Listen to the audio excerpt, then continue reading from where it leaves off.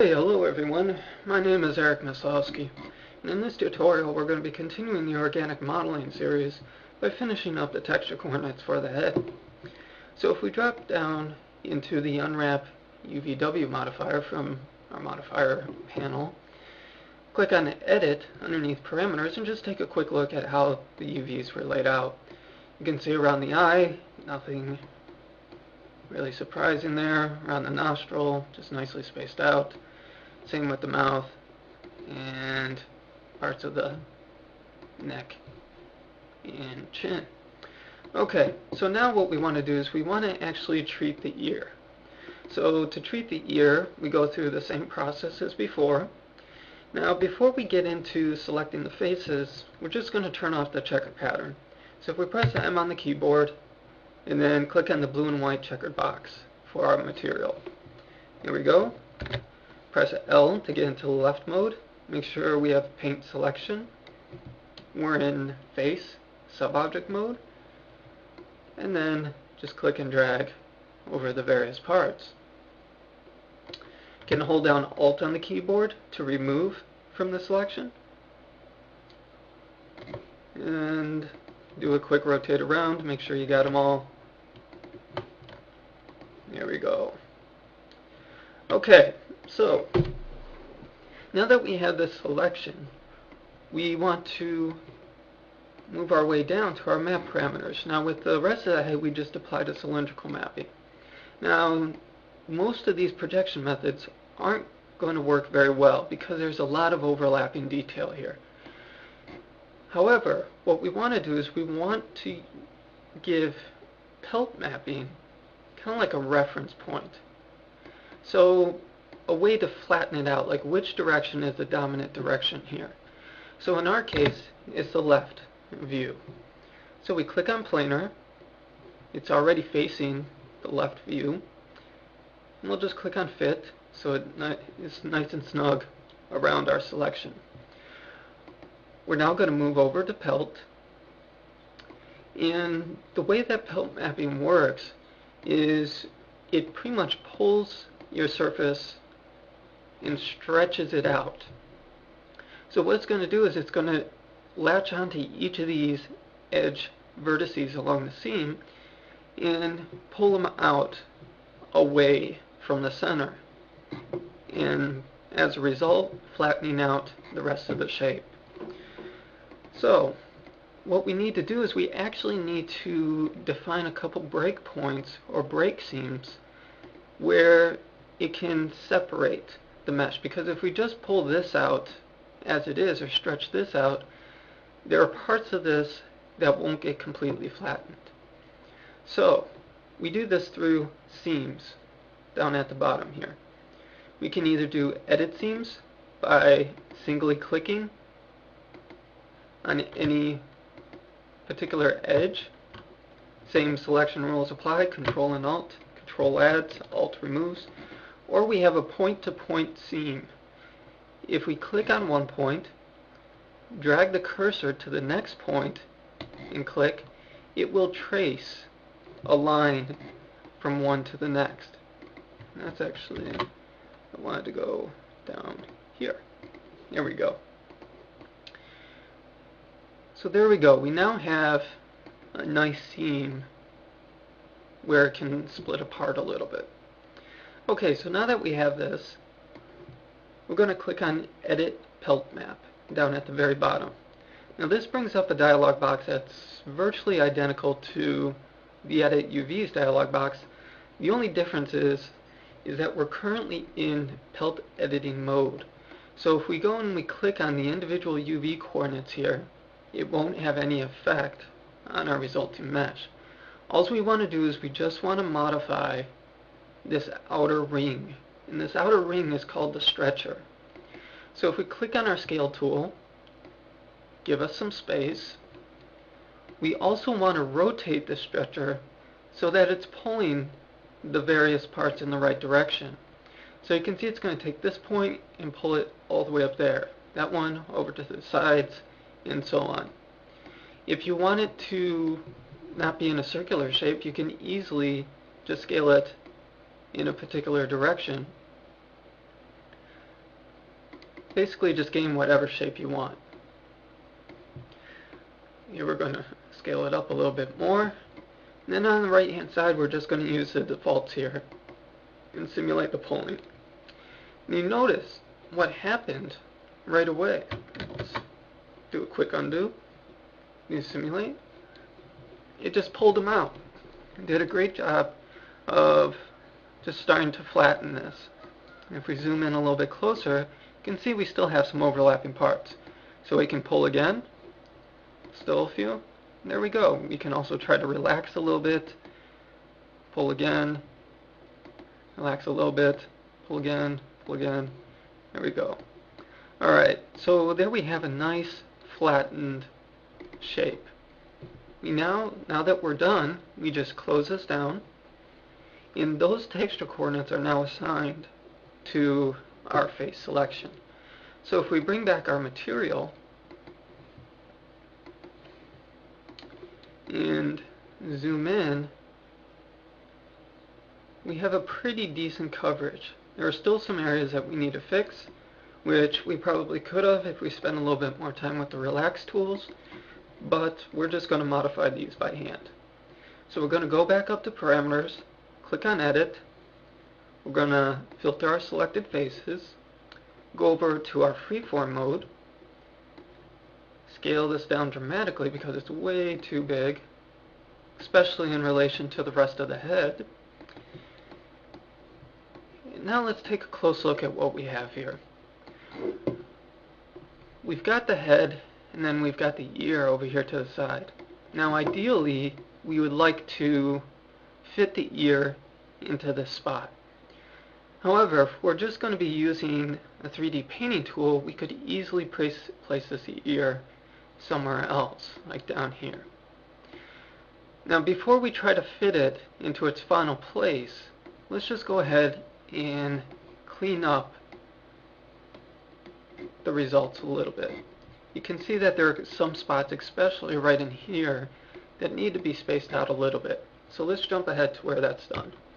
Okay, so it's looking a bit better. Now one thing that you want to avoid when creating your UV layout is you want to avoid these kind of ambiguous quads. So you want to make your quads flow much like they do with your actual geometry. Okay, so now that we have this basically done, we're now going to look at how we can fit this into our head here. So if we click and drag over the entire set, just move it over a little bit. Now you'll notice that as I click on the various vertices, we get blue ones highlighted on the side there. Now each one of these blue things, it corresponds to a different vertex. So you can see down here, this vertex is matched up with that one as well as that one. Now it doesn't look like we're going to be able to fit this perfectly into the space, because if we welded or brought this vertex with this vertex and that one close together, we're going to reintroduce overlap. So because of that, we're just going to take this and we can just generally fit it into the cavity that we created.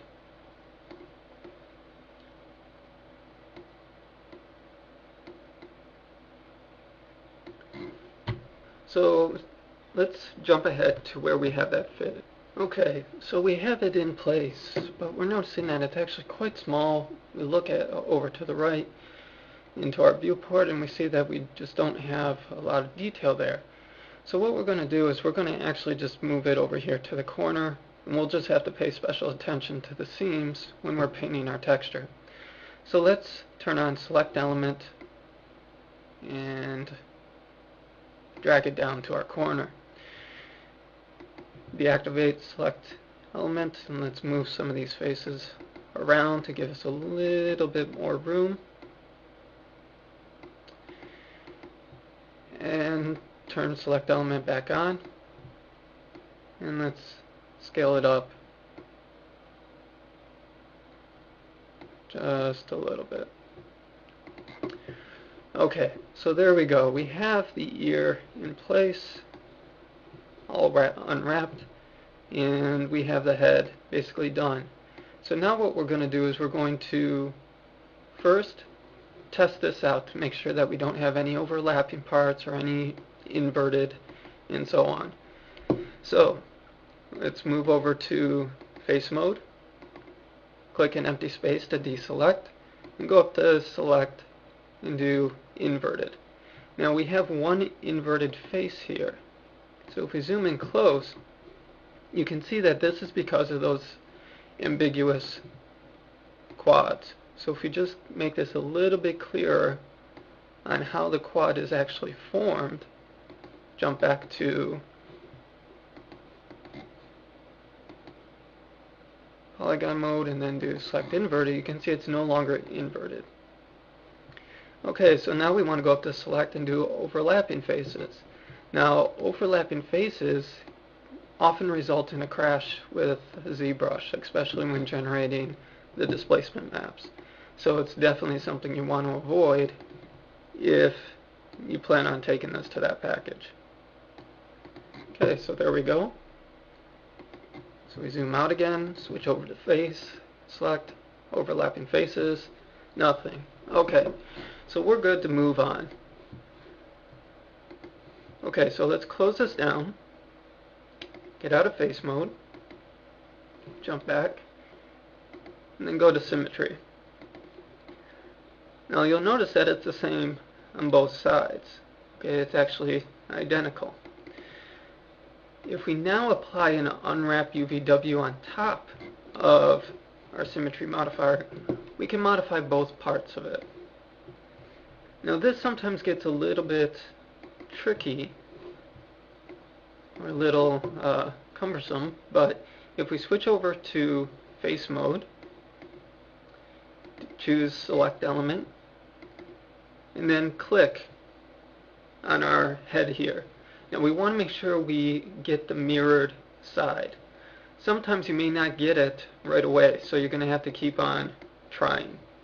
Once we have it, just click on mirror and drag it off to the side, matching up the seam right down the middle.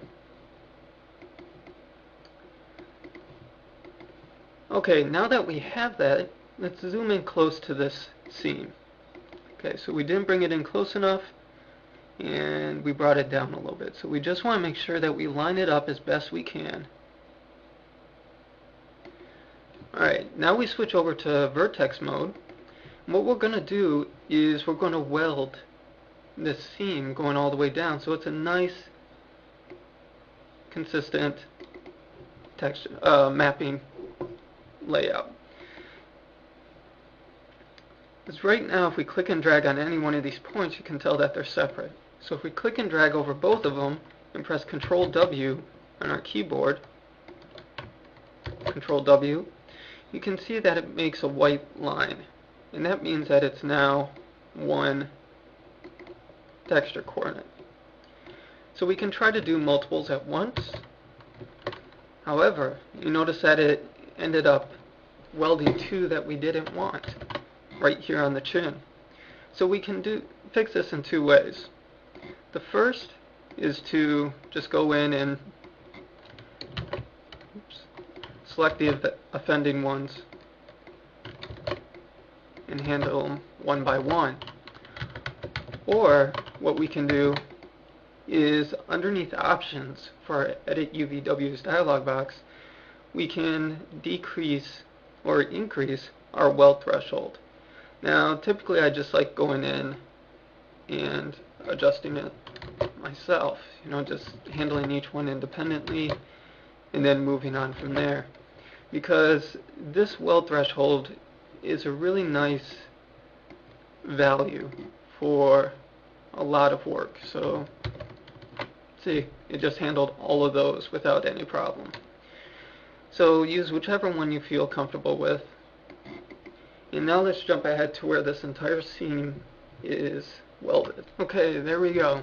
We now have a nice white line going all the way down the middle, and I stopped welding right when they started to branch off to their respective sides. Now that we have this all done, we're going to go over to Select Element, click on our ear, and we want to make sure that we get the right one again.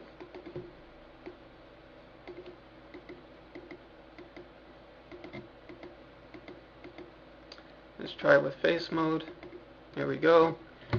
And we're going to drag this over to the side, mirror it. Okay, so now that we have pretty much all our UVs done, we're going to set it up into the format that we want. Now you can either go into a perfectly square texture, or in the case of heads, I usually like to go 2 by 1. So underneath options, you do 512 by 256. Now this doesn't have to be your final resolution. This is just kind of like the aspect ratio. Okay, so now that we have all of this set and we have a general idea of our texture size, we now want to resize this so it fits within this box. So if we go over to freeform mode, click and drag on the top right corner, and then just bring it in. You want to make sure that you have a little bit of buffer around your object. Okay, so there we go. There's our UV layout. Now we want to turn this into an image so that we can take it into Photoshop and use it as a guide. So to do this, we just go up to Tools, Render UVW Template. At the top we specify our resolution. Since we have a 2 by 1 aspect ratio, we can either tell it to guess the aspect ratio, which we want to try to keep at powers of 2. So we're going to actually go with a width of 2048 by 1024. And then we'll just use the defaults. Click Render, zoom in, and you can see that we have everything represented here. Now you'll also notice that it drew the seams in here as well. If we close this down and just turn off seam edges, we get a nice clean white guide here. We can then bring this into Photoshop, use it as a mask, or this actually has a mask or alpha channel already set up for it. Now a couple other options with this which are pretty useful is the fill mode. We can tell it to fill it with a solid color, normal information, or the shaded information. So for example, let's turn off our visible edges, switch over to normal, and click Render UV Template. You can see how it puts in the normal information here. This could be used as a starting point for our texture. You'll also notice that it has Show Overlap in red, and we have a couple overlapping polygons that we missed. So we're going to go in and fix those. So let's see where they are. Select, overlapping, kind of hard to say. Let's take another look. And so you can use this as a guide to figure out if you missed anything and need to go back and fix it. Another option is shaded. And what this will do is it'll kind of like render out your image, or render out your surface based on your UV coordinates. So you can do some really great stuff like with global illumination or ambient occlusion and so on. Okay, so if you guys have any questions, feel free to email me or post on the forums. Thank you.